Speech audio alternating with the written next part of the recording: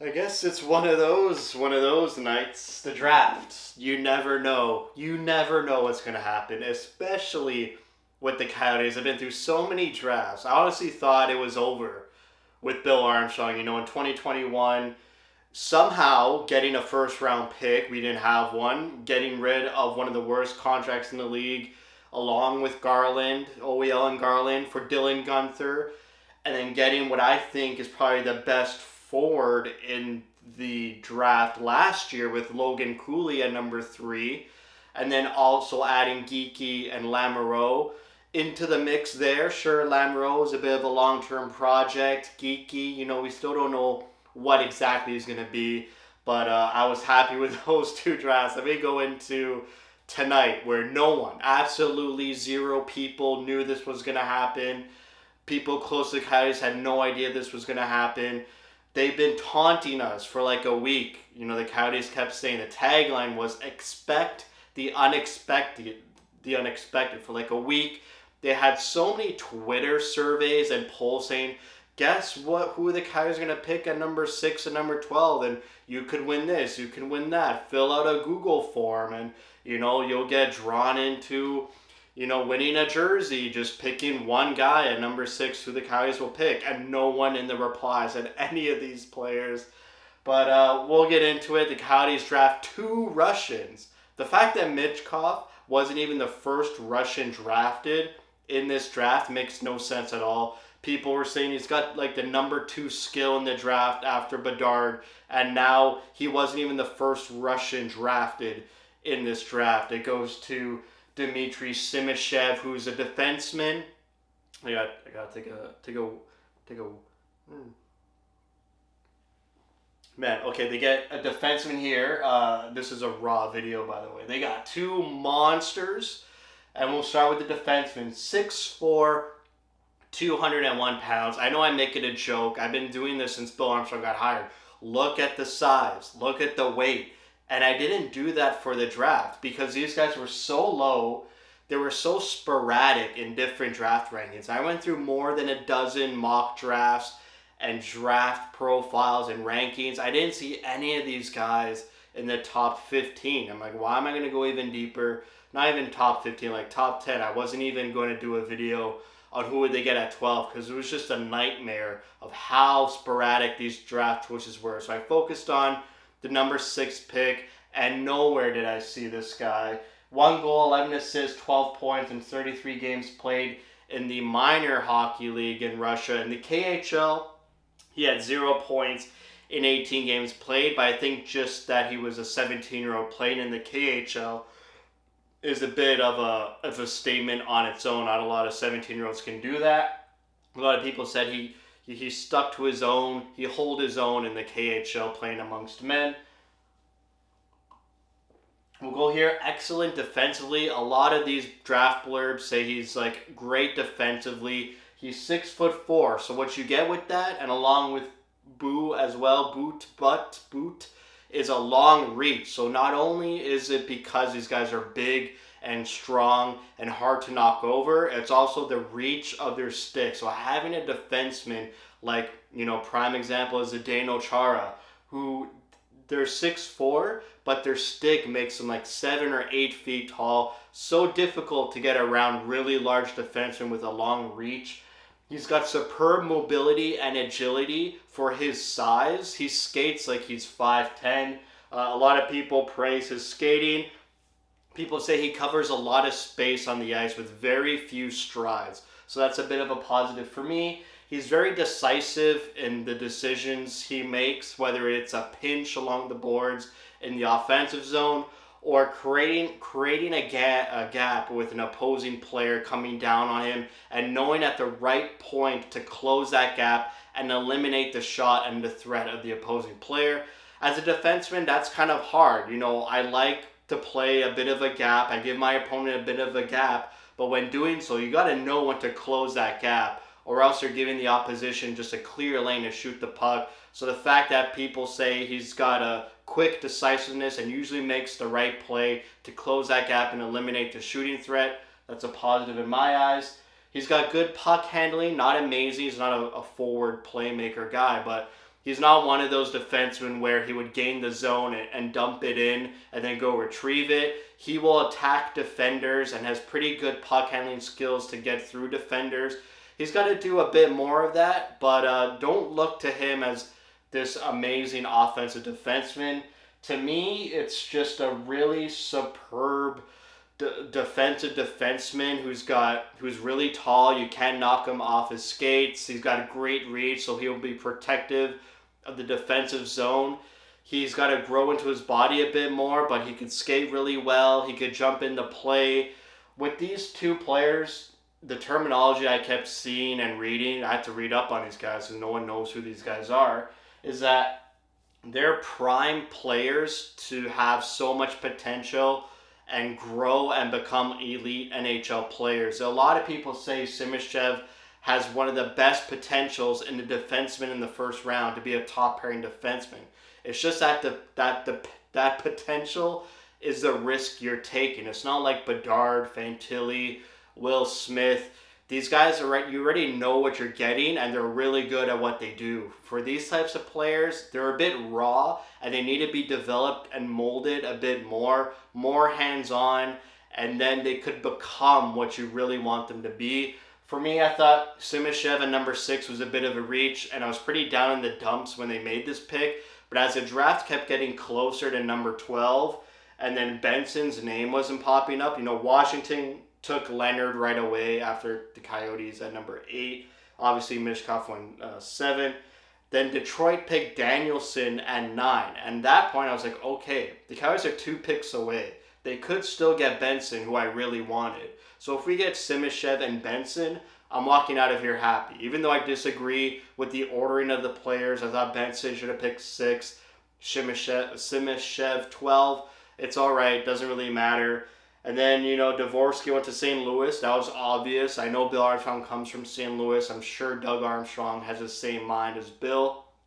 Vancouver picks Wielander. And then here we go. Coyotes at 12. They could pick, Benson. They could pick Moore. They could pick Wood. They could get another really skilled forward. And then, they go with But, a monster of a man, left winger, 6'5", 203 pounds. These guys are just monsters. Before I move on from Simashev, I'm going to introduce this term now, and I have to get credit for it. When Lamoureux and Simashev are playing for the Coyotes, they'll be called the Two Towers. So we'll move on to But, 6'5", 203 pounds, 32 points in 32 games played in the minor league of Russia.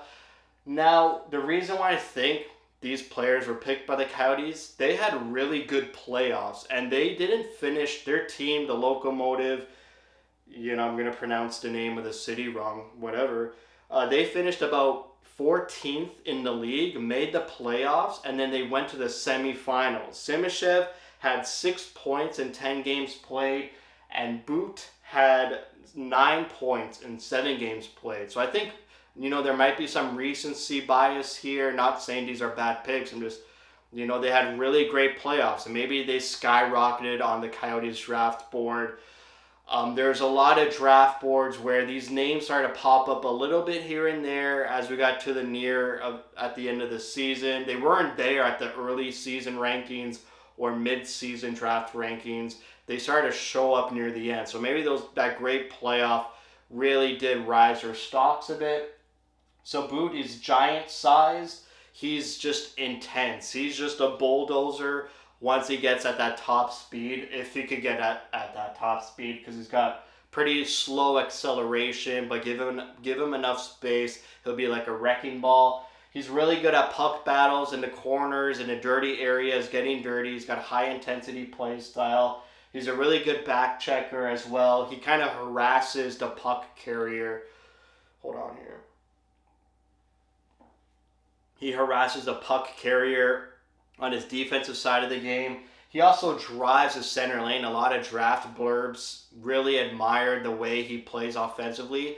With his big frame and big body, he drives the center lane right to the front of the net in the offensive zone, drawing defenders to him. We see this all the time when we watch Coyote games. Tyson Nash always loves to say, drive to the net.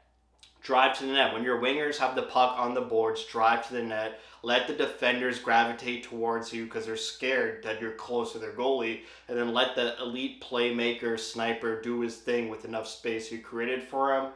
He's got a really heavy wrist shot. A lot of people applaud his shooting style, but it is a bit predictable. That was one of the downsides. Everyone knows a mile away that this guy's going to shoot. He's got a pretty long windup, and the way he kind of shoots is pretty obvious. He's not going to change it up last minute and give it a pass like we see Michelli do. He's not that creative in the offensive zone. He's really just a power forward, high-intensity guy who will go to the dirty areas for you.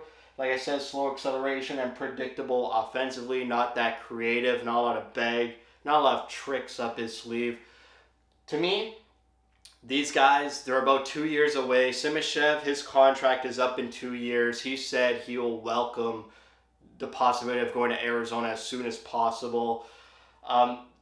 The context around drafting Russian players, it was so evident with Michkov that the fact that they picked 2 Russians that weren't Michkov is a bit of a head scratcher, but I know they didn't like Michkov. There was no point in my mind tonight that they were going to draft Michkov. His character issues were starting to come up and be more publicized. There's a video the Coyotes released this morning or last night with Bill Armstrong saying he wants guys who want to come to Arizona, character guys who are gonna play that heavy style, big style that we want them to play, and that's what they got. You gotta stick with what you want. I think Bill Armstrong, he's so evident in what he wants. It could be a bit of hubris. It could come and bite him in the behind, in a couple years, maybe just this upcoming season. We'll see. We'll see if Bill Armstrong and scouting staff are a bit too arrogant. Whoever the Russian scout is for the Arizona Coyotes has balls of steel, full stop. His job is on the line. The fact that they could go to this Russian scout, assuming they only have one. I mean, if they have a number of Russian scouts, it's pretty unheard of. And he goes, hey, I want these 2 Russians, and Bill Armstrong and the whole scouting staff being in agreement, yeah, those 2 guys are great. It's very interesting, and I really hope it plays out well for the Coyotes. It's something we really don't have. We have Lamoureux as a big, tall defenseman. We don't know where his development is. Like I said, having really 2 tall defensemen in Maverick Lamoureux and Simashev is kind of an identity that no one really has. You have Hedman, who's huge, but no one has 2 really lanky, tall defensemen who could skate well and move the puck. Maybe that becomes their identity there. That's like a little unique spin the Coyotes have. They are trendsetters, usually in the fashion sense, not on the ice. The Coyotes are trendsetters. And then up front, Krause is our big power forward. He's signed for another 3 or 4 years. But becomes our next really big forward. We have smaller guys like Michelli, Keller, Cooley's a bit small. Gunther's got a frame but doesn't really play that physicality. Doesn't use his body as much. He's a sniper, sharpshooter. Geeky, he's not the biggest guy either. So maybe But is kind of like you surround your creative, smaller, skilled players with really big guys. You got 2 big guys on the back end with some skill and talent, and then you add in But, who could be I think he's going to be a 3rd line power forward winger. But if you come out of this draft and let's say in 3 or 4 years, like Simashev is not a top pairing defenseman, and But is a 3rd, 4th line power forward. At 6 and 12, I think they could have done better, but you never know.